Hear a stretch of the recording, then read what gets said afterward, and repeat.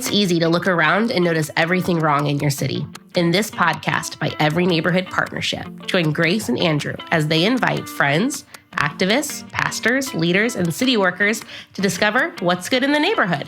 Join us for insightful conversations that will encourage you to see your city and its people in a new way.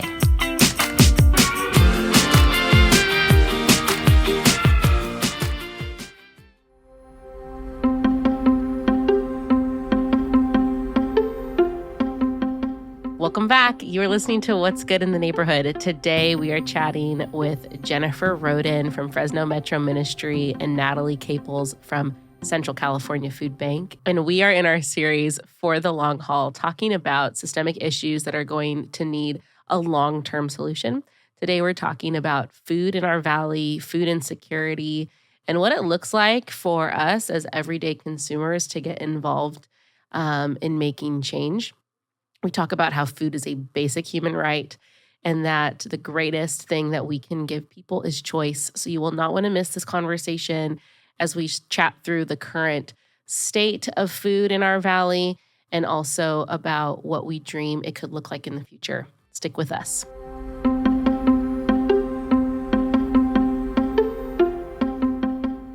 Well, welcome to What's Good in the Neighborhood. My name is Andrew File. I'm so glad to be with you. And we are shooting in a new location, Grace. Da, da, da, da. So fun. We are starting to move into our new building. It's quite a mess here. This is not probably where we'll record in the future, but very excited to be into our new space. So EMP has moved. We've been in downtown Fresno for the last 8 years. And started looking for a place, and we've moved over to right across the street from City College, and it's really beautiful. We'd love to have you all pop by in, but yeah. Yeah, we're so excited. It feels very surreal to go from having like our rented place, our cute little spot downtown, to now like a whole building. We can host like over 120 people here in our training area. It's just awesome. So we're really excited. And our guests to break in this experience here are Natalie and Jennifer. We are having a conversation today on food systems. So we've really been thinking about these long haul problems in our city, stuff that, took years, decades to become entrenched problems. And then the solution to overcome those things are not quick fixes. These are long system types. Things that we have to be a part of. And so we've been interviewing guests, experts in their field, and we're really talking about food for all today. So Natalie, Jennifer, welcome, and thanks for being here. Thanks so much. Happy to be here. Thanks for having us. Awesome. Well, let's give a little bit of intro. Natalie, you're over at the food bank. Tell us about your role, how long you've been there, why you kind of chose the food bank. Yeah, so I am the co-CEO of Central California Food Bank. I have been in that role for the last, little over 4 years. But my tenure at the food bank has spanned over 16 and a half years. Wow. And I have been really in a variety of roles at the food bank, ranging from nutrition education to programs management, director of programs, chief operating officer, and then the co-CEO in June of 2020. So, and my story is very long. So I hope we have a little bit of time. I'm going to condense it. I'm going to condense it. Okay. But so when I started at the food bank in 2008, I was their nutrition education coordinator. And my background my education is in nutrition and dietetics. And most individuals that get a degree in nutrition with a concentration in dietetics, they ultimately go on to do an internship and become a registered dietitian. And a lot of times those individuals are working in a clinical space, right? Like a hospital.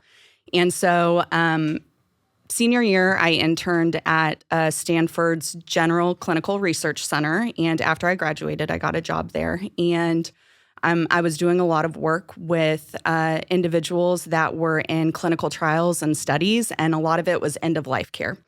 And I was kind of taking stock of what I wanted to do professionally, and I was not prepared to be in a clinical environment when really all we're doing is you're not doing preventative care, right? You are maintaining a status quo, you're keeping somebody comfortable, you're going through nutrition and dietary protocols, right, as as they need to kind of keep them comfortable.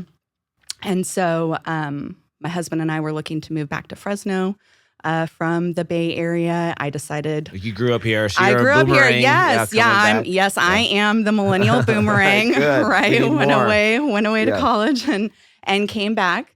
But as I was taking stock, I really realized that my passion really lied in community nutrition and community health and kind of preventative nutrition. And we were looking to move back to Fresno, and the food bank had a position posted for a nutrition education coordinator. And so that was in December of 2007. I applied for the job, and they did not hire me. Oh, Wow. They did not Shut hire down. me. They did. They shut me down. And I was like, okay, it's not meant to be. We're gonna find something else. And then a couple months later, the phone rang, and they're like, hey, are you still interested in this nutrition education position? We'd love to have you join our team. And I did, and the rest is history. But that's really where, the passion started, was preventative, community health, really being able to provide resources to individuals to understand the potential that they have, to understand health, to understand nutrition, to understand how that impacts them in their daily lives. And my focus was there. And the food, I did not really know much about the food bank. I did not know much about food insecurity when I moved back to Fresno. And the food bank was doing some really great things at the time, and it really opened my eyes to just the incredible need that we have here in Central California. I told you it was long. Yeah, it was great. I love it. I think you can trim that down. No, but so much of this work, and now the people we've talked to, their lived experience is what has shaped their passion and vision, right? And so it's always part of it. So we love it. Jennifer, give us a little bit of your backstory. Where do you work? Tell us a little bit about the organization, and how'd you get into where you're at? Okay, so I'm Jennifer. I'm the program manager of the Nutrition Education Department at Fresno Metro Ministry. I honestly have some experience prior to working with Fresno Metro in the community. I never honestly thought that I would be the path that I would go into, but I had an opportunity to apply for the position, and it involved around food. That is something that I truly love, is food, and that's what I was raised around, having full course meals. And so to be in a space to be able to teach people, I originally started off as a coordinator, to be in a space to be able to teach people how to cook nutritional foods, how to eat it, and things that I already have like a little bit of a knack in, just came so easily for me. I'm not trying to say, but I love cooking overall and incorporating vegetables, fruits, and things of that sort. And another thing was just being connected with the community when it came out to helping people out with CalFresh. When I was in college, at some point I did need financial assistance with being able to pay for groceries and go buy. So I know a lot of times, that now being available to college students was a great thing that we're able to provide as well. So overall, I am losing my train of thought. Well, tell us a little bit about Fresno Metro. Thank you. So Fresno Metro Ministry, we've been around for about 50 years, over 50 years, started off with multiple ministers throughout the community that wanted to minimize food waste and also provide foods within the community as well to individuals that do not have it. So with Fresno Metro Ministry, we have multiple programs where we are trying to end food insecurities and then also bring about more awareness about the food deserts that are in place, and then also giving people the resources that they need to be able to get more food and in their homes, access it, and also make them aware of places like the food bank and other distribution sites that they're able to get food from. So we have different aspects of it where we have community gardens where people are able to learn how to get grow vegetables and whatnot, and even potentially get a plot of land, though there is a long wait list. Yeah. Chris was on one of our episodes and Yes. talked about the garden program. So, Yes, and then great. we have different places there. And then we have our food policy department where we also, we have meetings monthly where we're trying to discuss and have this conversation about food insecurities and the need within the organization, the community, and then how can we fix the problem. And then we also have our cooking class. I almost forgot about mine. The Nutrition Education Department, where we do talk about or bring about awareness when it comes to CalFresh, Medi-Cal, and then also doing cooking classes for families and also doing cooking classes for children. Whew. Yes. So much. Just a couple things. Yeah, just a couple things. You mentioned that there's a problem that you're trying to solve. I think let's sit there for a minute even and just talk about that. Like, what is the problem? We live in the salad bowl of California. A lot of people like to say that there should be, right? We live in the agricultural capital of one of the top places in the world, California is. And so talk to us about that. Like, what's the issue? We talked a little bit about it with Chris on our episode about gardening and the food insecurity. But when you guys are talking about doing like direct to people food in their hands, why is that so important? And then maybe also like a little bit of how, I know you mentioned like a lot of the programs you're doing, but maybe the approach in which you take when we talk about solving a problem, quote unquote. Ooh, yeah, that's a meaty question. So at Central California Food Bank, our mission is transforming lives together in the passionate pursuit to end hunger. And that's one meal, one neighbor, one community at a time. In Central California, there's an issue with food insecurity. Food insecurity is often hidden in our community because of, kind of the way that you described our community right now, the way people see Fresno and Central California in general, right, is the breadbasket of the world. We are, probably one of the largest agricultural producers with a number of specialty crops, in the United States. But neighbors here in Central California go hungry. By our latest measure, about 1 in 4 adults and 1 in 3 children experience food insecurity. And that could be chronic food insecurity, meaning that there is a thread throughout the year where they are chronically experiencing food insecurity, or it may in some instances be situational food insecurity, where an individual or a family has had a medical crisis or unplanned expenses or been furloughed or automatically, or laid off, right? And so that kind of throws them into a position, right, where they are kind of situationally food insecure. And I think that in order to discuss food insecurity, we have to realize that food insecurity is a symptom Yes. Of something else, right? Food insecurity is a result of systemic inequities and root cause issues that our community and societally, right, we have to address. In Central California, for example, some of the root causes of food insecurity really have to do with low wages, poverty, and unemployment. We have adverse social and economic conditions, right? When you look at the industry, right, of Central California, it's agriculture, it's a service industry. Those are historically lower wage jobs, right? Mm. We're not the tech capital, Yes. right, of California, right? We don't have masters of industry, here. And so we really have to look at some of the adverse social and economic conditions. And that's just a reality, right, of where geographically, right, where we're located. We had some folks on and they were also talking about housing, right? When you have such a Yes. low housing stock, then Yep. your housing ends up being half of somebody's budget. Yep. Well, that leaves very little left on the table for literally food on the table and everything else. So yeah, Yep. these are all housing and education, Yes, yeah. right, outside of poverty, Yep. low wages, and other adverse and economic social conditions are like the top 4 root cause issues for food insecurity. Yeah. What about you, Jennifer? Do you have anything to add to that? Not much. I feel like she covered everything.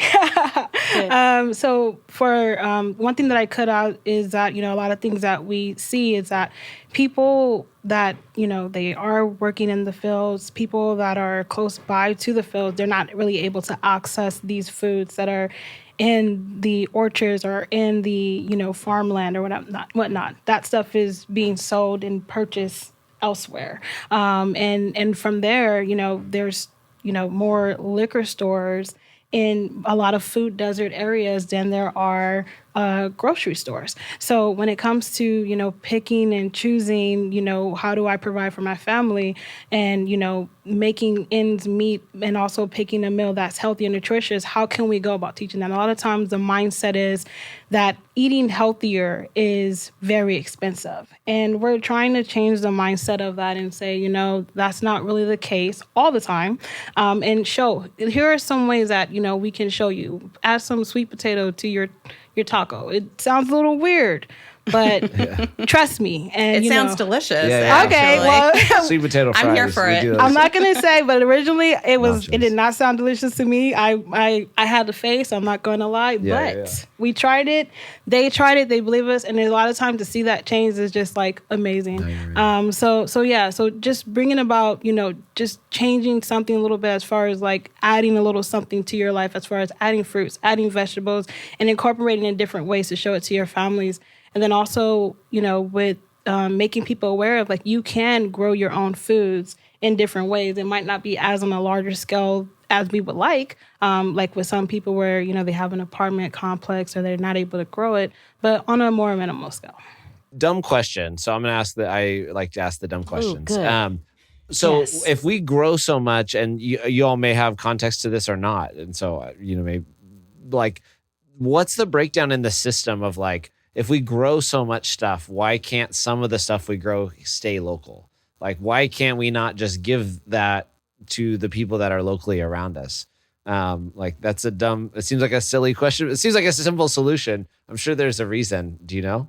The food system is very complex, right? And so I think, one of the things I will say just, in my experience at the food bank, that 16 plus years, we have really, really incredible agricultural partners that are growing food because they want it to end up on somebody's table and they want it to be eaten.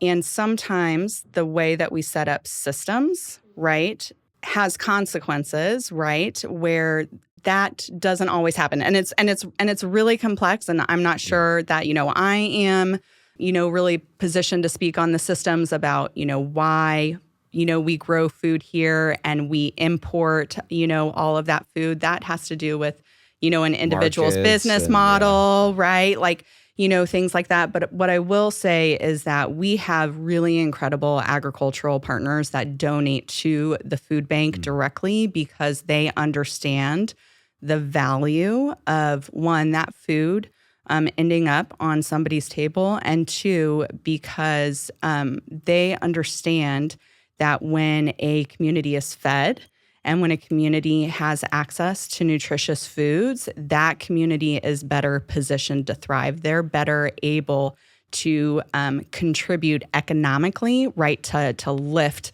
our community up. And so one of the things I will say, in Central California, we have, large like ag machines, right? Corporate ag machines. And one of the things that, and they have been incredible partners. Again, I will always communicate just how important those agricultural partners are to the success of our organization.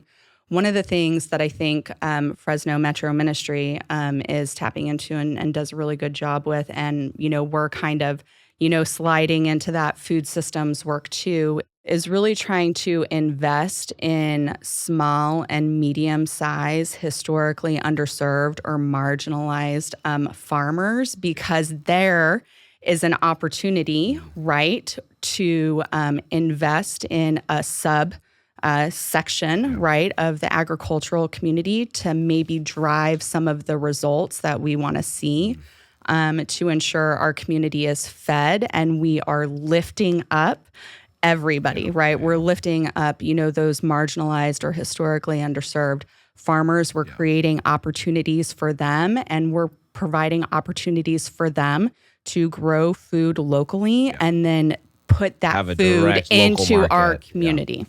And so I think that there's some really, really, really important work that needs to happen there to ensure that anybody that wants to, try their hand at farming has access to land, has access to TA and resources, has access to grants to be able to get them started started, understand what it means to go through food safety certifications so you can bring your food to market, understand what markets you have to bear. And then it's our job, Central California Food Bank, we see it as our job to have an understanding about how we can break the cycle and not perpetuate, right, a food system in which those marginalized individuals continue to be disenfranchised. And so we're looking at, purchasing habits, right? Yeah. We're looking at how we keep food local. We're looking at our role in how we support, small and medium-sized farmers.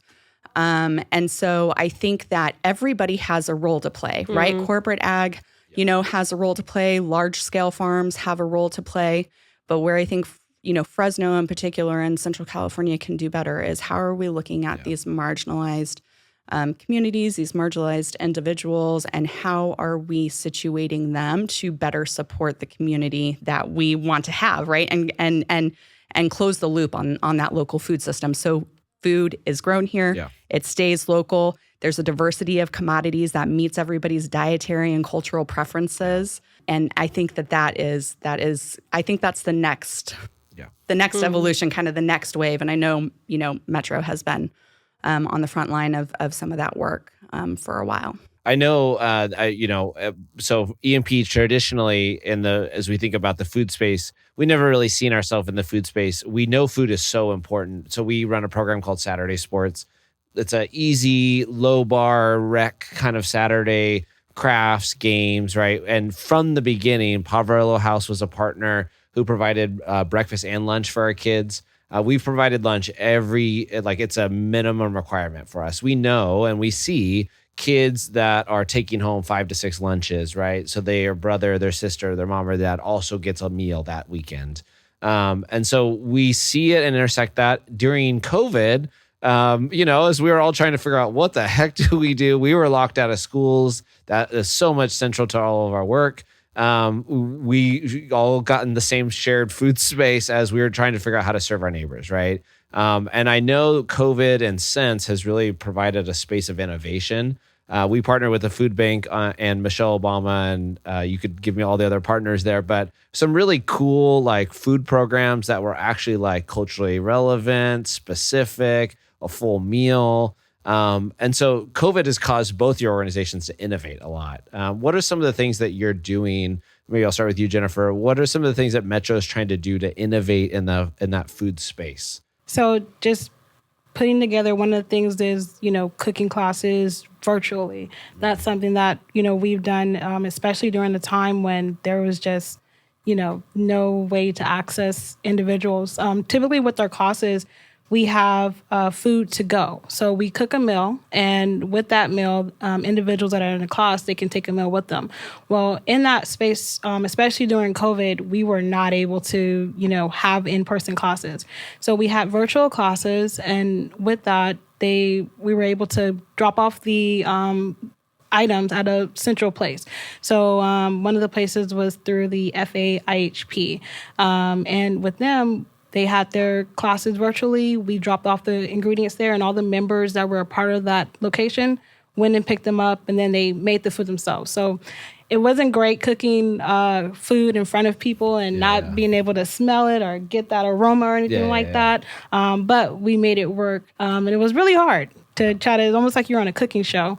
But it's just one of those things. And, there were times too when we weren't able to go to the schools because, with our Food to Share recovery team, we do have to get a lot of food from, the school districts and different things of that sort. What is Food to Share? Oh, sorry. So Food to Share is just an umbrella overall where we're just trying to get food out to the community. Getting the heartbeat of our entire organization is the food recovery team within Food to Share. And if you've seen any vans around this, the area in Fresno, it's a big white van and it has a big logo on it that says Food to Share. And basically what we're doing is we're picking up food from different places. And I was mentioning starting a lot from the school and taking it around to anyone that needed it. We've gotten food from the California Food Bank. Any additional food that they did not or were not able to distribute, we'll take that and give it to another organization so they can distribute it within their community. So that's pretty much. I've showed up at multiple sites, like say Bethany Inner-City Church or Impact Center, and food to share has dropped off. A smattering of stuff, right? So it could be Yes. fruits and vegetables from Fresno Unified that Yes. we're going to get thrown out in the trash. Yes. Or it could be Trader Joe's. Or I mean, Right. some of the stuff I'm like, one of them had salmon. I was like, dang, I want, but it's making sure stuff that would have been thrown out is actually going in and being resourced to families. Exactly. So there was a long period during COVID where we were not able to get those foods from the school just because of, COVID and whatnot. So what we did was we had to go through other sources and bump up our donors and any of the partners that we can get so we can collect more food for the food to share department. Natalie, for you, how has COVID changed your thinking, or even and post COVID, right? Like you mentioned, like you guys are moving out of like we don't want to just get the leftovers. We want to be proactive in investing in our system. What are the other ways? I've seen some new work around schools, but I'm sure there's a lot of things that you're all thinking through. Probably too many to name here, so I'll kind of focus on some of our bigger changes. Yeah, I mean, just like every organization, like Jennifer said, right, COVID really, it threw a curveball at organizations that were providing direct services. And so you really had to think through your existing model and how you were going to be flexible and adaptive, in the face of that adversity. And for us, really, we took COVID as an opportunity to step back and really evaluate the work and how the food bank was showing up in our community. And historically, I don't think the food bank is unique, in this sense, but I think that, when you're working for a community-based organization for a long time and you're working to drive community impact, sometimes you start to think of yourselves as the experts, right? I know how to do this. I've been doing this for a long time. I know what the community needs. And COVID really changed that, right? Because what the community needed, right, really, flipped in a second. And so the first thing that we did, and it's, maybe not innovative, right? But for us, it was to really center the neighbor experience and look at the way that we're showing up, in Fresno and communities across our 5-county service area to say the only reason why Central California Food Bank exists is because we are trying to drive community impact and we are trying to support the neighbor in accessing the foods that they need to thrive. And so what does that look like? So the first thing that we did during COVID, the shelter in place kind of came down in the middle of March. And by May of 2020, we had opened up Groceries to Go, which was located on site. And it is our online appointment-based grocery pickup program. Wow. And that's not new, right? In the sense that you and I go to Target or Walmart, right? And we do our grocery pickups or our grocery hauls, but it was new for us. We had never had the food bank. When you think about the programs and services we offer and how we do our work in the community, we are a hub and spoke model, right? We are the central hub. We do some direct service in communities, right, that are under-resourced or don't have access. An organization doesn't exist that we can partner with. Yeah. But our model is really built on investing and providing support to community-based organizations that are in neighborhoods across our 5-county service area to do the work. You could not do that during COVID. And so we said, this is our opportunity. We've never done direct service to the community before. Nobody has ever come to our warehouse. What could we do to support our community? And so Groceries to Go was born. And since then, which required tech. You had to do a whole infrastructure to do that. We turned, if this isn't the epitome of community-based organizations really like duct taping and chicken wiring stuff together, we opened Groceries to Go on site in an old shipping container. Wow, that used to be like a marketing and like printing space for the previous tenant that owned the building. And in 6 weeks, we turned that into a facility that could house reach-in coolers, fridges, office space, and we were serving 150 neighbors every single day from Groceries to Go. Since then, we've expanded to 12 other satellite locations with our member partners in Fresno, Tulare, and then last year we opened up our first Groceries to Go satellite site in Kings County. And so really, COVID made possible some things that we, one, had only dreamed of, but two, kind of forced you into a space to think about how you provide services differently. And then since then, we've really been on a journey again, with that, centering the neighbor, centering their lived experience, creating feedback loops to determine how do we cultivate programming that is really meeting you where you are, and how do we provide a dignified experience to our neighbor. And the next iteration of that thought process was First Fruits Market. I knew you were going to say that. Yeah. So First Fruits Market is essentially a free grocery store that is located at City Center, which is, Blackstone and Dakota. We are so grateful to be able to partner with the Mission, who owns, that campus, and then a plethora of other organizations, like Fresno Metro offices located, there as well. At City Center, to be able to provide comprehensive support to neighbors that are experiencing a wide variety of life insecurities, right? Not just food.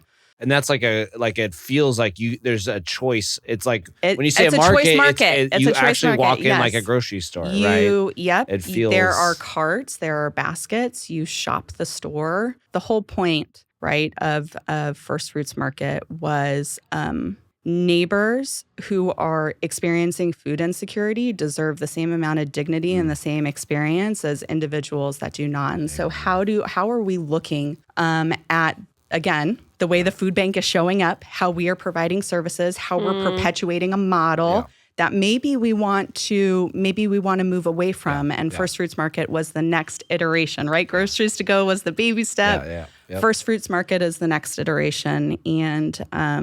And so we're just so pleased. We will have been open for 1 year in 2 days. Okay, cool.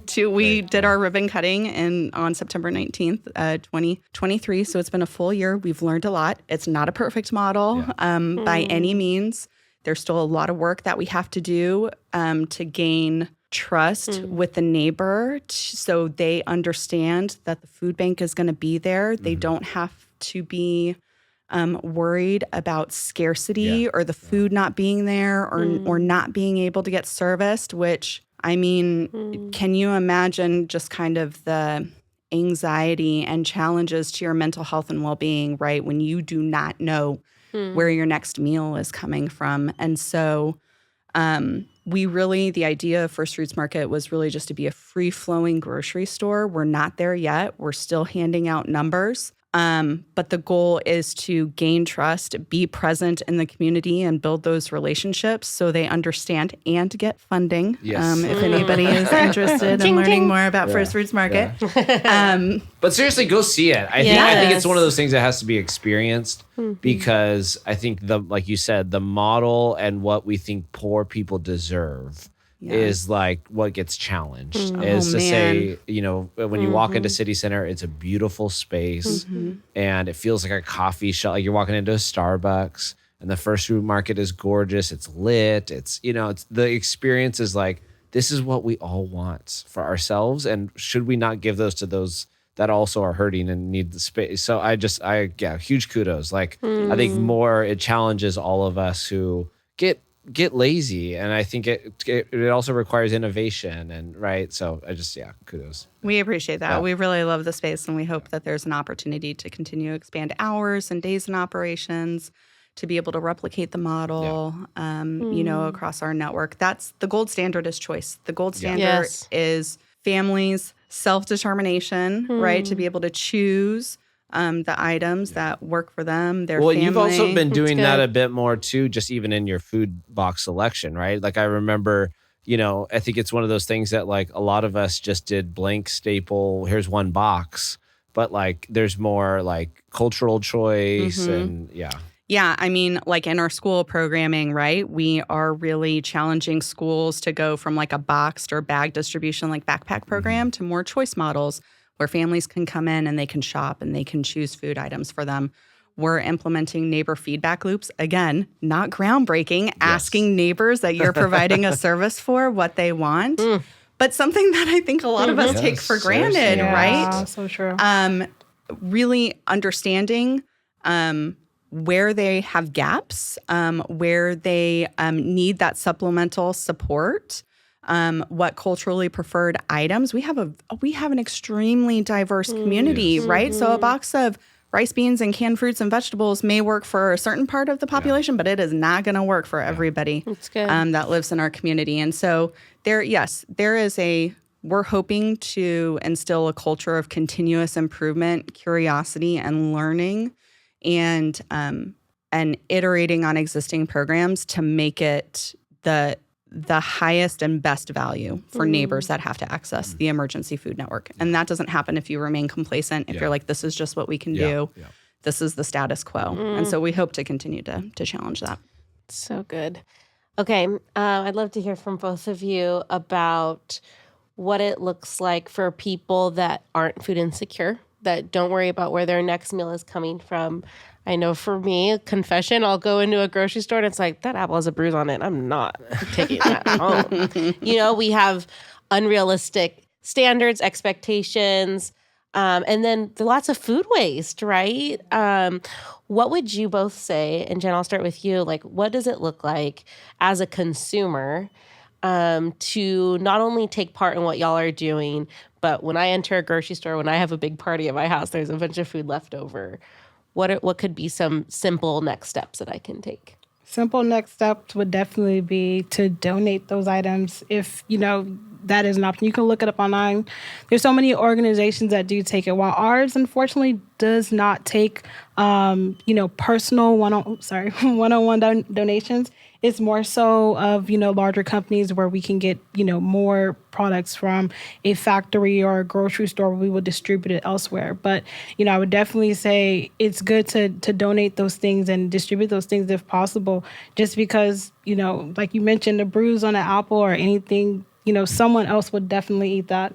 And it makes a difference just to have those things, because we get food and right before it is expired, it's still edible, it's still good, it can still be used, it can still be eaten. So there's still time left that the food can be eaten and given to someone else. I know the city is starting. There's part of. I mean, you follow the law and policy stuff pretty well, Natalie. But I know the city is also starting a food, like cities are having now to offer food recycling options. So right, even throwing it into now your compost, like the city is slowly still rolling that out. Yeah. I think haven't got to me quite yet. Yes, yeah, exactly. Yeah. SB 1383. Yes. Yeah, I knew you know the law. Yes.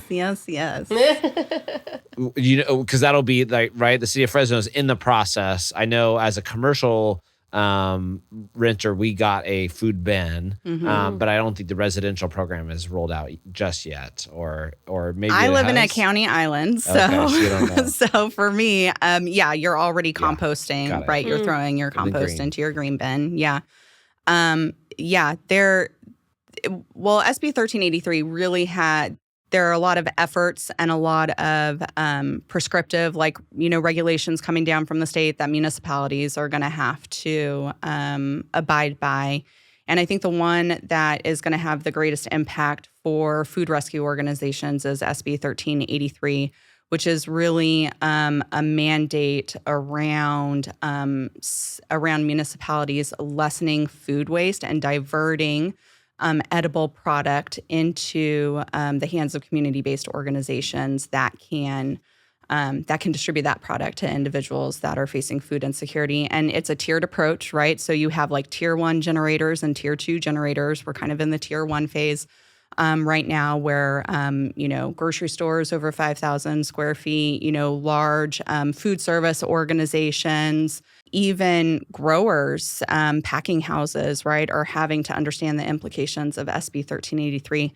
And I think one of the really great things, for both of the organizations that you have here, both Metro and Central California Food Bank, right, we have been doing food waste and food rescue diversion for years, right? Like our food rescue program, started 12 plus years ago. And we're when we look at actual food rescue in our 5-county service area, we are diverting and distributing 12 million pounds of rescue product from generators.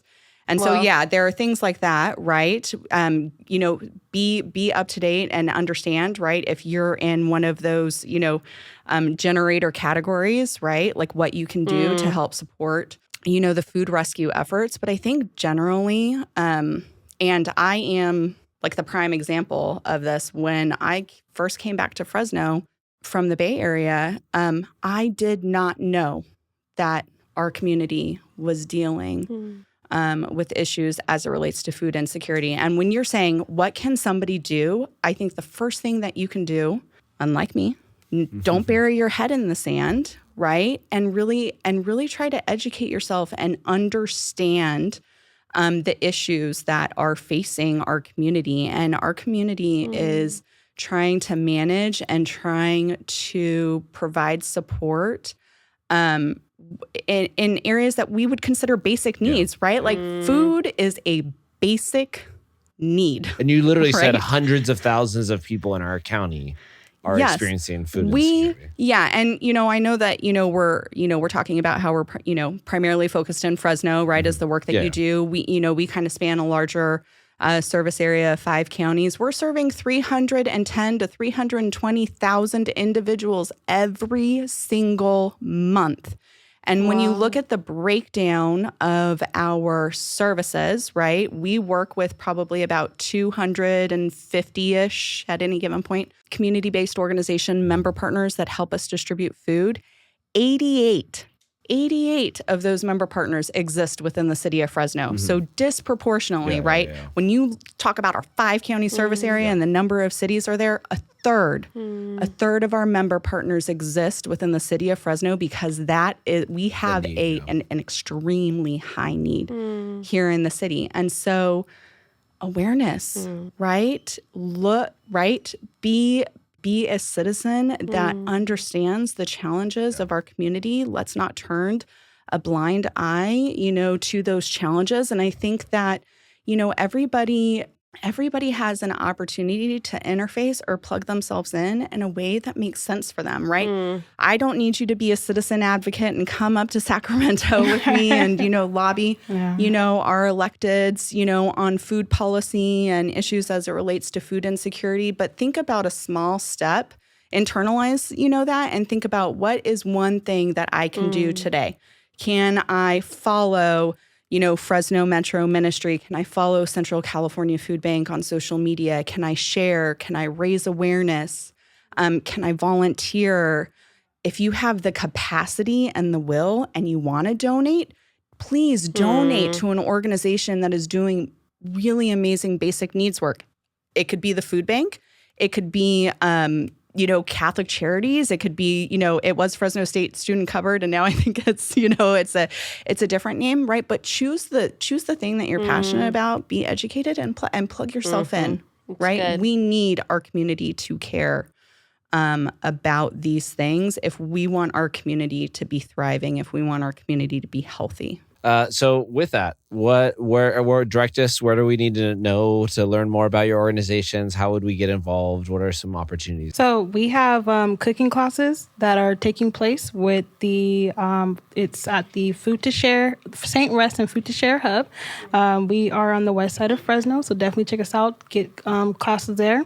Also, an opportunity for volunteer. You can go to our website. It's going to be fresnometmen.org, and we also have a Facebook page if you're wanting to get more information about us, and also look into any opportunities to donate, sponsor, or even volunteer, or have any questions, need any assistance, or have any questions overall. We'll be more than happy to help. Yeah. They're such a fun follow, doing such unique, great work. So, Natalie, you kind of give a little bit, but where do we go? If you want to learn more about Central California Food Bank, you can go to ccfoodbank.org. There are, like I mentioned earlier, there are multiple ways to get plugged in steps that are easy, digestible, right, or work for you. We have volunteer shifts that run every single day of the week. We have 2 shifts, the first one starting at 8. We also accept volunteers the first Saturday of the month. That is really, really popular with families or people that can't make it during the week. You can't, as I said, right? Please follow us on social media. Do what you can do to raise awareness and learn about the issues, that are facing food insecure individuals or individuals experiencing food insecurity and other basic needs issues in our community. If you feel so inclined and you have the capacity and the resources, supporting your chosen organization with a financial contribution is so, so important. When you look at organizations like ours, right, roughly only 15% comes from, government, right? We surprisingly do not get any funding from our local municipalities, so like the city of Fresno or the county of Fresno. And so every single dollar generated from individual giving helps. And for every $1 you donate to Central California Food Bank, we can provide up to 4 meals with that dollar. And so it really, really does go very, very far. But again, even if it's not Central California Food Bank, find a way to get plugged in, find something that you're passionate about, find an organization that calls to you, and just get to work. Yeah. I really appreciate y'all for the time. I think, as you said, this is an issue we know is connected to all these other deeper economic realities in our valley. But they all show it, like, we see this, and this is a way that, like, tangibly you are all meeting people's daily needs. Yes. So just appreciate the work you're doing. Yeah, I agree. And to know that we are all in nonprofit work or spaces where I hear in both of your voices, like, this matters to me personally. Like, my life has been changed because of the work that I'm doing. And so thank you for giving of we could be using our energies to do lots of different things. And it's sweet that we get to do it because we care about our city and we care about our people and the valley. So thank you guys. Yeah, thank you.